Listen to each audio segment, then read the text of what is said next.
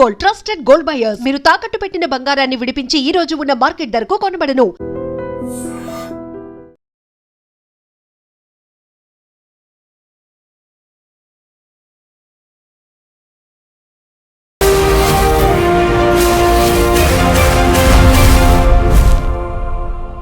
నమస్తే, welcome to iDream social spotlight with Kavitha. ఒకే ఒక్క చిన్న వర్షం హైదరాబాద్ ని అతలాకుతలం చేసింది. రాష్ట్ర రాజధానిలో ఎందుకు ఇలాంటి పరిస్థితి వస్తోంది?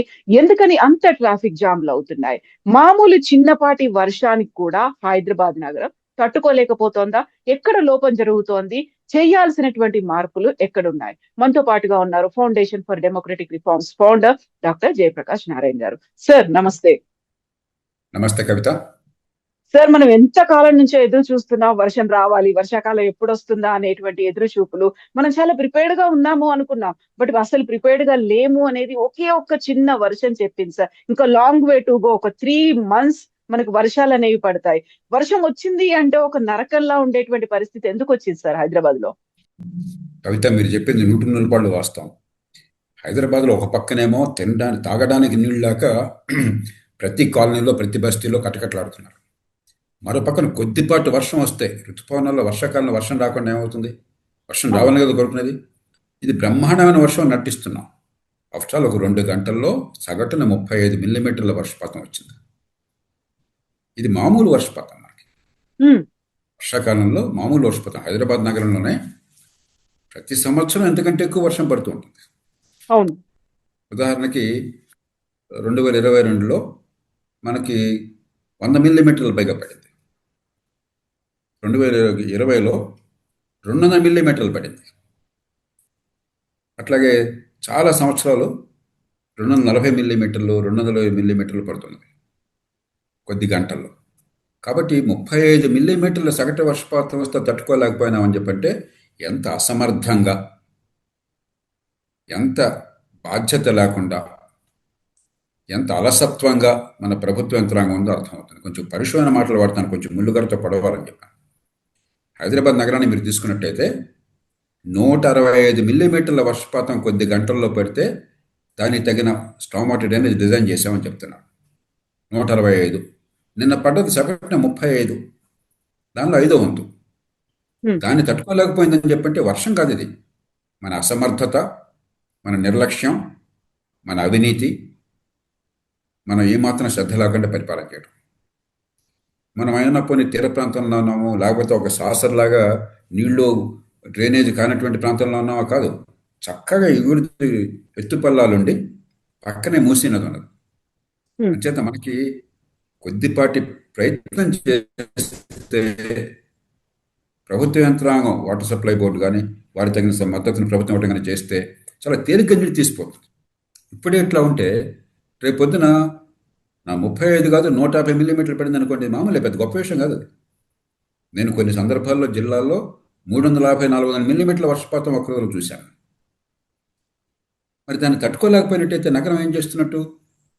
హైదరాబాద్ నగరంలో మన తెలంగాణ రాష్ట్రం జీవనాడంతా హైదరాబాద్లో. రాష్ట్రం స్థూలాదాయంలో 55% హైదరాబాద్ నగరం నుంచి వస్తున్నది. మనకు ఆదాయం అంతా ఇక్కడి నుంచి వస్తుంది. దేశంలో అతి ఎక్కువ తలసరి ఆదాయం ఉన్న ప్రాంతాల్లో హైదరాబాదు పరిసర ప్రాంతాలు ఒకటి. మరి రాష్ట్ర ప్రభుత్వానికి పన్నుల వాటాలో 74% హైదరాబాద్ నుంచి వస్తున్నాయి. అంటే 1,40,000 కోట్లు సొంత వనరులు రాష్ట్ర ప్రభుత్వం అనుకుంటే 1,00,000 కోట్లకు పైగా హైదరాబాద్ నుంచి తీస్తున్నారు ప్రతి సంవత్సరం. మరి హైదరాబాదు బంగారు గుడ్లు పెట్టే బాత అయినప్పుడు కనీసం బంగారు గుడ్ల కోసమే బాతును కాపాడుకోవాలి కదా. ప్రజల మీద ప్రేమ లేకపోయినా కూడా ఆఫ్టర్ ఆల్ మొత్తం స్టామ్ వాటర్ డ్రైనేజ్ ఎంత బ్రహ్మాండంగా చేయాలని చెప్పంటే ఒక 5,000 కోట్లు అవుతుంది. ఆ మాత్రం చేయలేకపోతున్నారా? ఇంత నిర్లక్ష్యం అవుతుందా ప్రభుత్వానికి? డబ్బులన్నీ కూడా తగలేస్తున్నారా? అవినీతి లేకపోతే తాత్కాలికమైన తాయిలాలు తప్ప సంక్షేమం అవుతున్నవారు అంటలా. కానీ ప్రజల దగ్గర పన్ను డబ్బులు వసూలు చేస్తే మౌలిక సదుపాయాలు కల్పించడం. కనీసం వర్షం వస్తే వరదలు రాకుండా ఉంటాయని చెప్పండి. కనీసం మురుగునీళ్ళు మంచినీళ్ళు కలవకుండా ఉంటాయని. కొన్ని 100 కోట్ల లీటర్లు ప్రతిరోజు మీరు మనకి గోదావరి నుంచి కృష్ణ నుంచి తోడుకొస్తున్నప్పుడు కనీసం మన ఇళ్ళకి మంచినీళ్ళు వస్తాయని. ఏం పాపం చేశారు హైదరాబాద్ ప్రజలు? అన్ని రంగాలు ఇట్లా ఉన్నాయి. మంచినీళ్ళు, మురుగునీటి పారుదల, వర్షపు నీటి పారుదల, ట్రాఫిక్, 4 సమస్యలు చూడండి. హైదరాబాద్ గొప్ప నగరం, మరుగు సదుపాయాలు బాగున్నాయి అనుకుంటున్నాం, ప్రజలు మంచివాళ్ళు. ప్రభుత్వాలు గత 20-25 30 ఏళ్ళుగా చేసిన కృషి వల్ల హైదరాబాద్ కొంచెం దేశంలో మంచి నగరంగా పేరు పొందింది. కానీ మన చేతులతో మనం నాశనం చేసుకుంటున్నాం, మన వేళతో మన కళ్ళు పొడుచుకుంటున్నాం. ఇప్పటికైనా మేలుకోకపోయినట్టయితే తెలంగాణ రాష్ట్రానికి నష్టం జరుగుతుంది, హైదరాబాద్ నగరానికి నష్టం జరుగుతుంది. హైదరాబాద్ ప్రజలు మేలుకోవాలి. 1,00,000 కోట్ల రూపాయల పన్నులు కడుతుంటాయి హైదరాబాద్ నగరం నుంచి. ఎందుకని కనీస ప్రమాణాలతో మరుగు సదుపాయాలు ప్రభుత్వం అందుకోసం ఇది వంకలు చెప్పడం బాధ్యతారాహిత్యం, క్షమార్హం కాదు. సార్, సిటీ ఎక్స్పాండ్ అవుతోంది అనుకుంటున్నాము. అందులో కూడా ప్రతి ఏటా లక్షలాదిగా జనాలు హైదరాబాద్ లో వస్తున్నారు. దానికి తగ్గట్టుగా బిల్డింగ్స్, ఇన్ఫ్రాస్ట్రక్చర్, ఫ్లైఓవర్లు అన్ని వస్తున్నాయి అనుకున్నప్పుడు ఒక క్రక్స్ ఆఫ్ ద పాయింట్ అంటారు సార్, మనకు అన్ని అందుబాటులో ఉన్నాయా, సాఫీగా సాగుతోందా అనేది. గంటల తరబడి ట్రాఫిక్ లో ఉంటే అక్కడ ఉన్నటువంటి హ్యూమన్ రిసోర్సెస్ పోతున్నాయి, అక్కడ ఉన్నటువంటి ఫ్యూయల్ ఛార్జెస్ పోతున్నాయి, వాల్యుబుల్ టైం పోతోంది. ఎవరికైనా ఎమర్జెన్సీలో ఏమైనా బయటికి వెళ్ళాలి అనుకుంటే ఆ ట్రాఫిక్ లో చిక్కుకున్న వాళ్ళకి ఏది అందని పరిస్థితి అనేది వస్తుంది. ఎందుకని ప్రాపర్ గా దాన్ని హ్యాండిల్ చేయలేకపోతున్నారు సార్?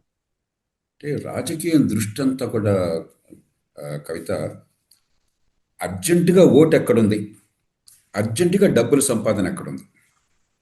కొంచెం పచ్చిగా చెప్తున్నాను, ఈ రెండే మనకు కావాల్సింది. అంతేగాని ప్రజల పన్ను డబ్బులతో సేవలు చేయటం ఎట్లాగా, దీర్ఘకాలం అభివృద్ధిని సాధించడం ఎట్లాగా, ఆదాయాన్ని పెంచడం ఎట్లాగా, ఉపాధి కల్పించడం ఎట్లాగా, జీవన ప్రమాణాలు మెరుగుపరచడం ఎట్లాగా, అసలు దాని మీద శ్రద్ధ లేదు. మీరు చెప్పినట్టుగా ట్రాఫిక్ ఉందనుకోండి, దీన్ని ఉన్న మౌలిక సదుపాయాలు అదనంగా పెద్ద ఖర్చు పెట్టకుండా ఒక 7,000 కోట్ల రూపాయలు పెడితే ఒక్కరోజు కాదు, ఒక 4-5 ఏళ్లలో. ఉదాహరణకి బస్సులు, ఎలక్ట్రిక్ బస్సులు ఒక 2-3 వేలు పెంచాలి, కనీసం 2,000 పైగా పెంచాలి. సైకిళ్ళు కొన్ని లక్షలు ఏర్పాటు చేయాలి ఎక్కడికక్కడ, ఎలక్ట్రిక్ సైకిళ్ళు. ఫుట్పాత్లు కనీసం ఒక 1000 కిలోమీటర్ల రహదారులకి, ప్రధాన రహదారులకు ఫుట్పాత్లు కాస్త బాగు చేయాలి.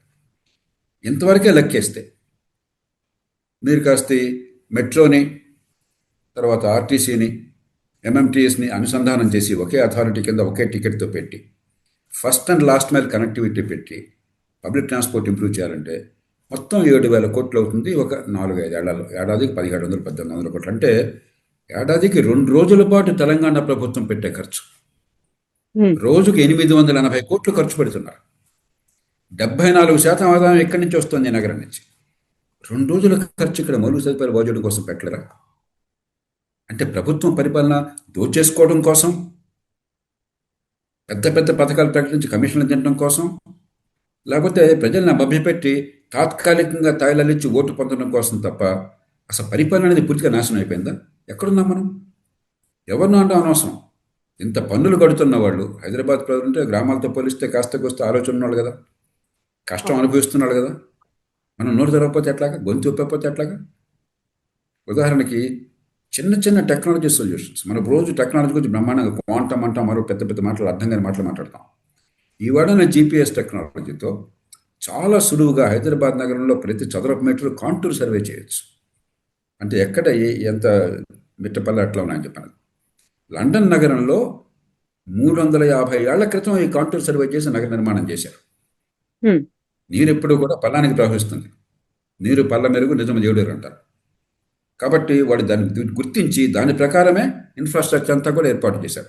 మంచినీళ్ళు కావచ్చు, మురుగునీటి పారుదల కావచ్చు, వరద నీటి పారుదల కావచ్చు, వాళ్ళు ఎక్కడుంటే దాని ప్రకారం చేశారు. దానికి ముందు కాంటూర్ సర్వే ఖర్చం కాదు పెద్దగా, బాగా చేస్తే హైదరాబాద్కి ఒక 50-100 కోట్లు అయిపోతుంది పని. అందులో అద్భుతమైన టెక్నాలజీ ఉన్నాయి.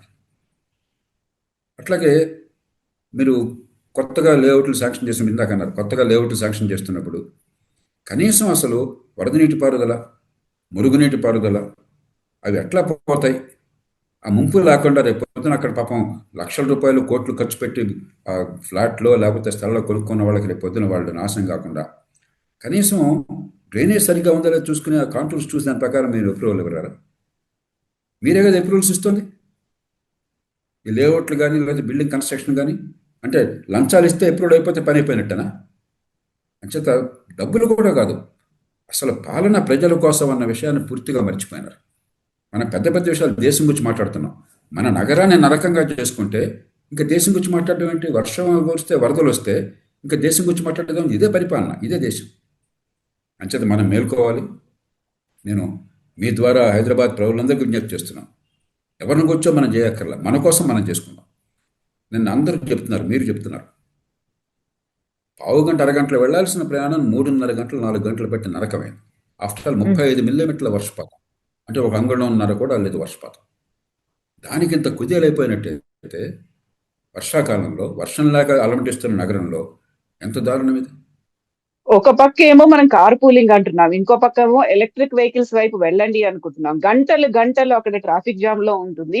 వర్షం పడుతుంది కదా అనుకొని కిలోమీటర్ల మేర మెట్రో రైళ్లలో ప్రయాణించాలి అనుకుంటే అక్కడ కూడా ఎక్కలేని పరిస్థితి ఉంది. ఆ వీడియోస్ అవన్నీ కూడా బయటకు వస్తున్నాయి. అంటే వర్షం వస్తే మనకు ఆల్టర్నేట్స్ లేవు, వర్షం వస్తే ట్రాఫిక్ లో చిక్కుకుపోవాలి.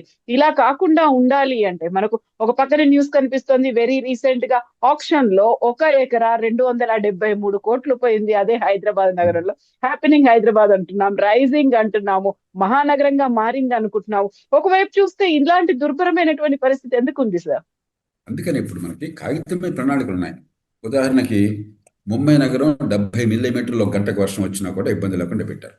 అంతకంటే ఎక్కువ వస్తే 2 గంటలు ఇబ్బంది ఉండొచ్చు.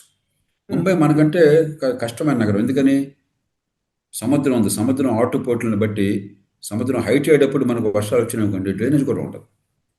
అవును, అయినా కూడా 70 మిల్లీమీటర్లు తీసేట్టుగా ఏర్పాట్లు చేశారు.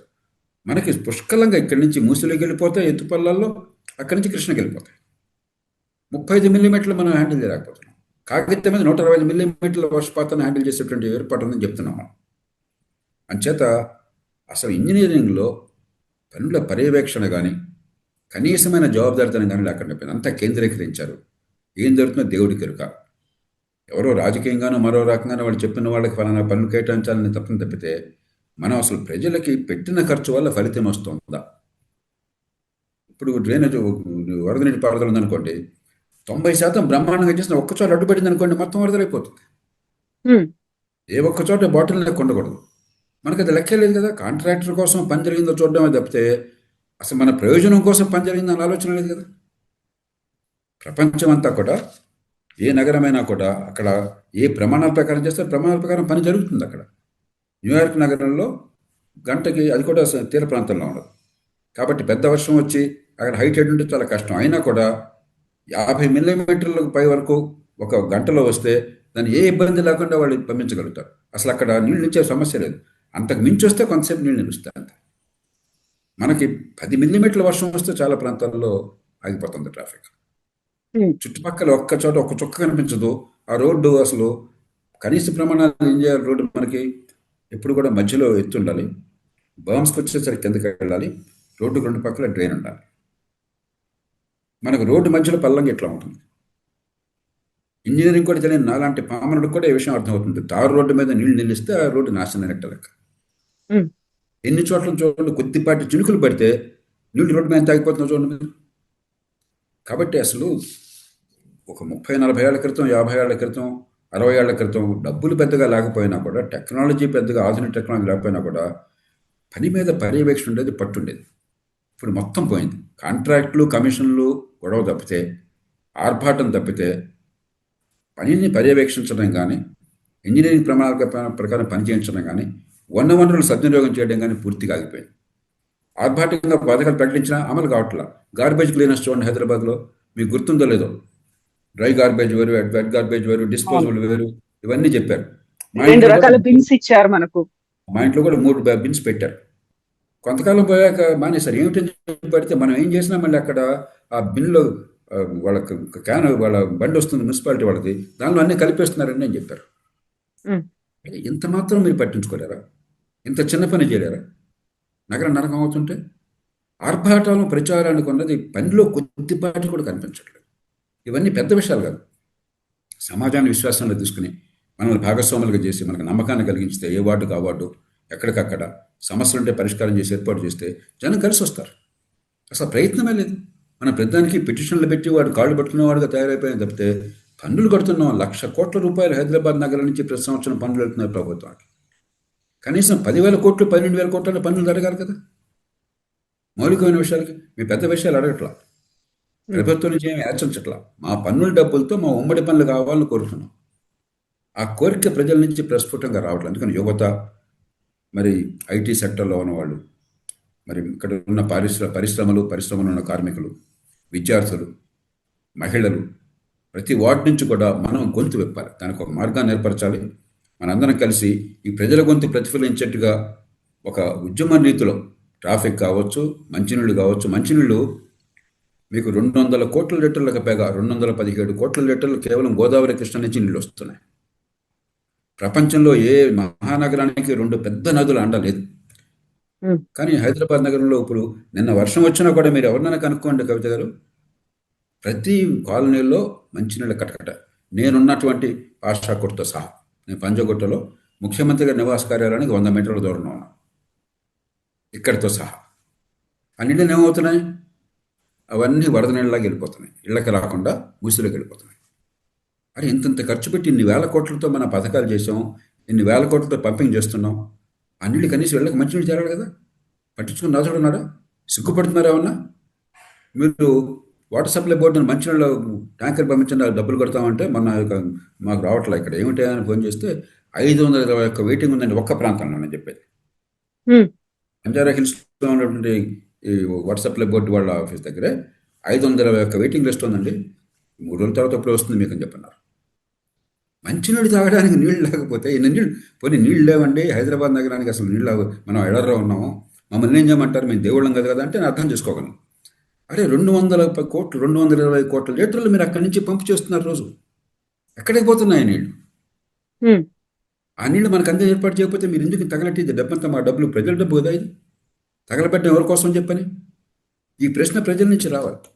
ఊరికి ఆహాకారాలు చేయడం కాదు, కొద్దిగా కనీసం కొంతమంది అయినా విషయం తెలుసుకోవాలి. ఉదాహరణకి, అరే తలసరి 200 లీటర్ల నీళ్లు వస్తుంటాయి ఇక్కడికి, ఎందుకని నీళ్ళు అందట్లేదు? ఈ వర్షంలో పడ్డ నీళ్లు బ్రహ్మాండమైన నీళ్ళు ఏం కాదు. బాగా ఉంటే హైదరాబాద్కి 4 రోజుల పాటు డ్రింకింగ్ వాటర్ అంతే. అంటే 4 రోజులు డ్రింకింగ్ వాటర్కి వరదలు వచ్చేసినాయా నగరం అంతా? ట్రాఫిక్ అంతా ఆగిపోయిందా? 4 రోజులు డ్రింకింగ్ వాటర్.